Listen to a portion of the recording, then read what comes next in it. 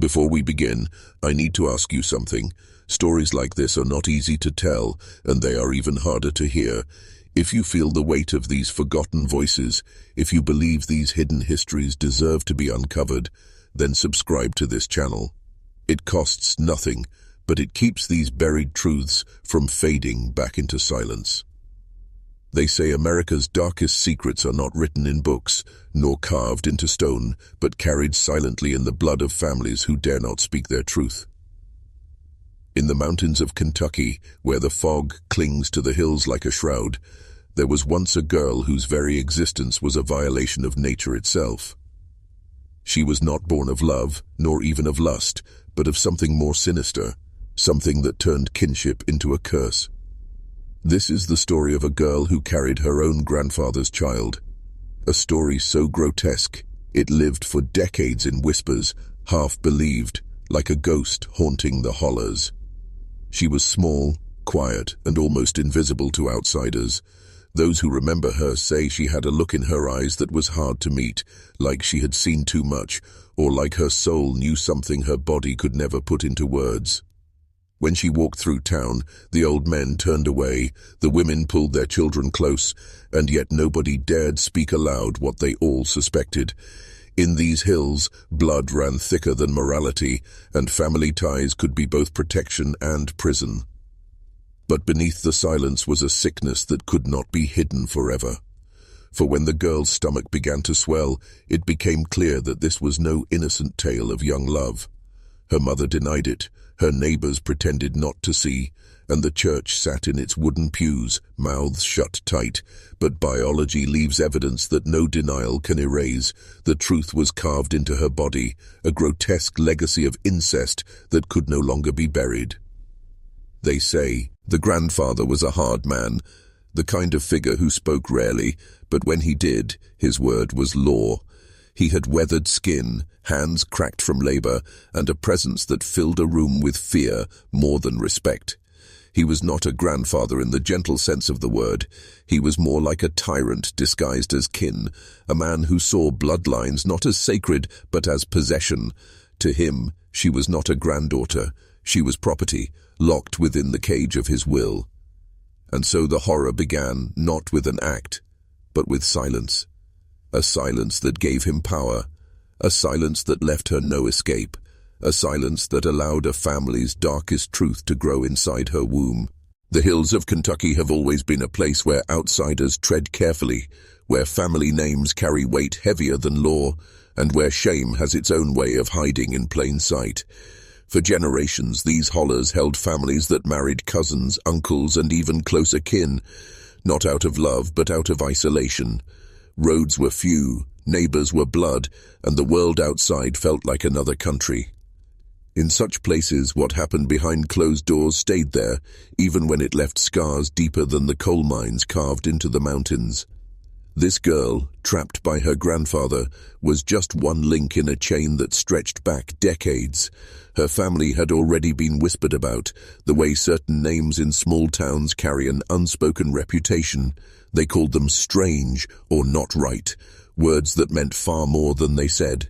Some claimed the children of that bloodline always looked a little different, their eyes set too close, their speech slurred, their bodies frail. The signs were there long before her tragedy, but no one dared speak it outright, because to admit it was to accuse neighbors, cousins, perhaps even themselves. When her body began to change, there were those who looked the other way. The schoolteacher noticed her absences. The store clerk saw her avoiding the front of the line. The preacher's wife said she was ill, but left it at that. Everyone played their role in the theater of silence, as if pretending could erase the undeniable. Yet behind that curtain the truth festered. The truth was that her own grandfather, a man meant to protect, had rewritten the order of family with an act of unthinkable betrayal. And she had no voice. What words could a young girl summon against the weight of a patriarch who had ruled her world since birth? She knew that to speak was to condemn herself as much as him, because in these hills, when bloodlines twisted, the blame did not rest solely on the guilty, it stained everyone. And so she remained silent, her suffering folded into the very earth beneath her feet. But the body cannot hide what the heart refuses to admit.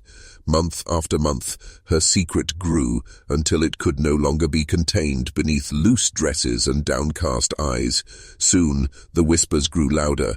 Soon, the town could no longer pretend. By the time the truth could no longer be denied, the girl was already too far along.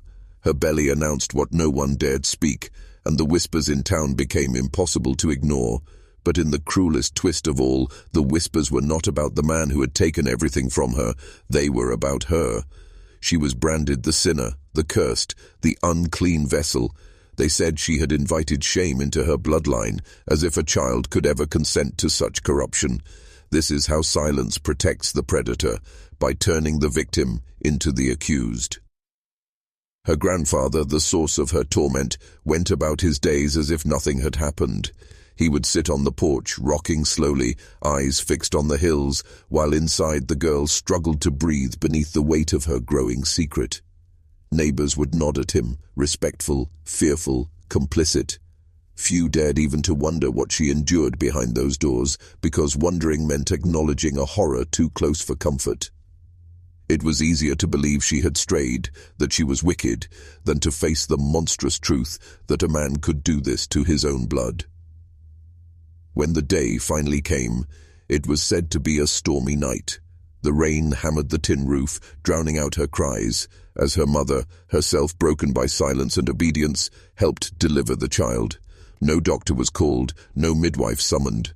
The birth happened in secret, like a crime being committed in the dead of night, and when the child finally emerged, fragile and trembling, there was no celebration, no songs, no smiles, no prayers of thanks, only the heavy air of dread, for this was not a new life to be welcomed.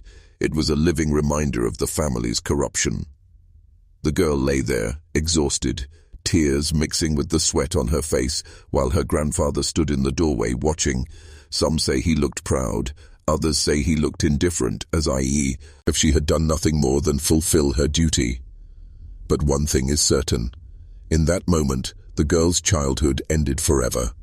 She was no longer a daughter, no longer a granddaughter, no longer even just a victim. She had become the vessel of her family's darkest inheritance. And outside the storm raged on, washing the dirt from the hills, but leaving the stain upon her bloodline untouched. In small towns, secrets never stay buried. They don't need to be spoken. They hang in the air like humidity, clinging to everyone who breathes. Soon, the neighbors knew, the shopkeepers knew, the preacher knew. They all knew whose child she carried, though no one dared to say his name aloud. And yet, instead of pity, instead of outrage, the girl was met with a wall of cold stares. She was treated not as a victim of a monstrous act, but as the embodiment of shame itself. Wherever she went, eyes followed, lips tightened, and voices hushed. Some women whispered prayers for her, not out of compassion but out of fear that the same fate might fall upon their daughters if they angered the wrong man, if they stepped outside the invisible lines drawn by family power. Others spoke of curses, of sins passed down through blood, as if her suffering were some punishment from God. But none dared confront the grandfather. His shadow loomed too large, his authority too entrenched.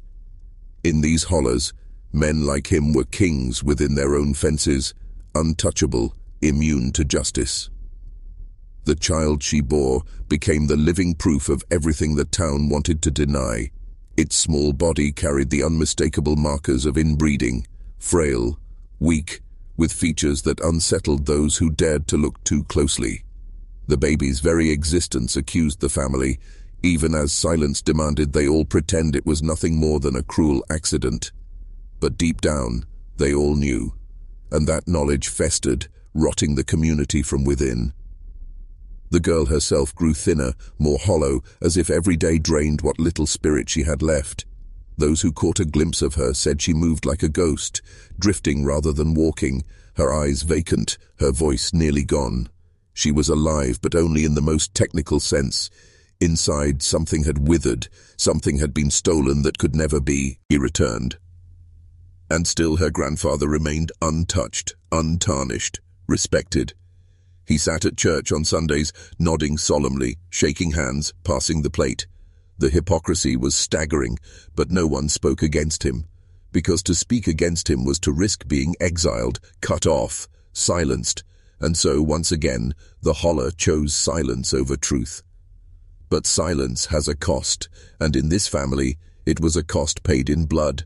By now, the girl's life had become a study in quiet suffering. Each day she rose, tended to the child she had never asked for, and endured the gaze of the very man who had condemned her. Her world was confined to the boundaries of his property, as though the hills themselves had closed in, locking her away from escape. To the townspeople, she was still a ghost moving in plain sight, present, but never acknowledged, existing only as a reminder of what happens when bloodlines twist too far. The child grew slowly, its body frail, its cries weak. Some said the baby had a look that unsettled even hardened men, as though its face carried the map of sins generations old. Others said it was cursed, doomed from the moment it drew its first breath. But to the girl, it was still her child, born of horror, yes, but also bound to her by a chain she could not break. Every time she held it, she felt both love and dread, knowing that the blood in its veins carried both her innocence and her violation. The neighbors continued their silence, but their whispers sharpened with time. Rumors spread like wildfire, carried from porch to porch, store to store. People speculated about how long the child would live, about whether the family was marked for tragedy, about whether such corruption could ever be undone. And through it all, no one intervened. Not the church, not the law, not the family itself. They chose complicity, because complicity was easier than confrontation. And so the cycle continued, unchecked, unbroken. Her grandfather sat in his chair, a figure of authority in a house rotting with secrets, while she bore the weight of sins that were not her own. This is how generational curses thrive, not through the acts of one man alone, but through the silence of many. If you're still watching, you're already braver than most. Tell us in the comments, what would you have done if this way is your bloodline? Would you have spoken, or would you have stayed silent, knowing the price of breaking the unspoken rules? Because in this forgotten corner of Kentucky, silence wasn't just a choice, it was survival, and survival meant carrying horrors that no one else dared name. Time passed, but the wounds of that household never healed. The girl aged before her years, her face etched with a sorrow deeper than wrinkles, her voice fading into a perpetual hush. What had been stolen from her was more than innocence. It was the very possibility of becoming anything other than what her grandfather had made her. Every glance in the mirror showed her not just herself, but the bloodline that bound her, the child who reminded her daily of what had been forced upon her, and the silence that swallowed her cries. The child did not thrive. Illness clung to its fragile body, as though nature itself rejected what had been created. Each winter was a battle, each fever a reminder of the fragility of life born of corruption. Some say the baby rarely laughed, that its eyes carried a strange vacancy, that it seemed more like an echo than a presence. In the town, people avoided speaking of it, but when its name was whispered, it was spoken with unease, as if to even acknowledge its existence was to risk conjuring something unholy. The grandfather remained unbroken by shame. He held his head high, went about his business, and lived as though the world itself had bent to his will. For him, silence was victory. Every day that no one confronted him, every day the community chose to look away, his power grew, and in that power he shaped a legacy of fear. He was a man who had turned his family into prisoners, not with chains or locks, but with the crushing weight of reputation, tradition, and silence. But cracks began to appear, faint but undeniable. The girl's health weakened with each passing season, her body worn down by grief and labor. The child's struggles only deepened the whispers in town, and some began to fear that the bloodline was collapsing under its own corruption. What had been kept in shadows threatened to spill into the light, and yet, even as the evidence mounted, even as the girl's suffering grew unbearable, the community still did not intervene. They preferred to let the family rot quietly, to watch from a distance, to gossip in whispers, rather than confront the monstrous truth. This was how entire histories of horror survived, by being seen but never spoken. In the end, the story of the girl pregnant with her grandfather's child did not conclude with justice, nor redemption. There were no courts, no trials, no reckonings. There was only the slow, suffocating erosion of a life lived under silence. The girl grew into a woman who carried tragedy in her very posture. Every step she took was heavy with memory. Every glance she gave was filled with a sorrow that words could never capture. She lived, yes, but she never truly escaped. The child, too, became a symbol of the curse the town refused to name. It bore the weight of whispers long before it could even understand language. People stared but did not speak.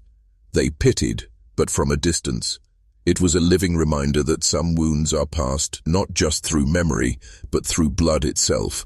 And with each passing year, as illness and fragility clung to the child, the town's silence only deepened, like soil covering a coffin.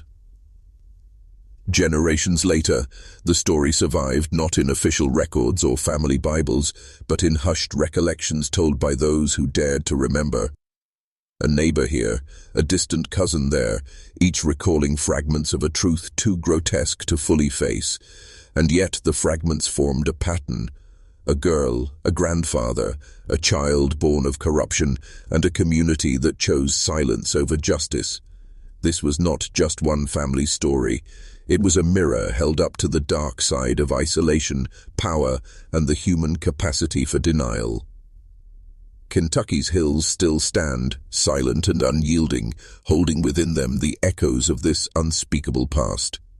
For those who walk there today, the land may seem quiet, even peaceful, but beneath that soil lie stories like hers. Stories that remind us that the greatest horrors are not always written in history books. They are lived in silence, passed in blood, and buried in places where no one dares to dig.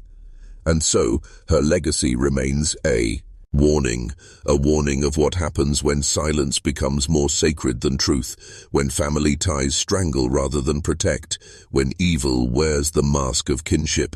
She was a girl who never asked for this fate, who carried her grandfather's child, and who became the unwilling guardian of her family's darkest secret.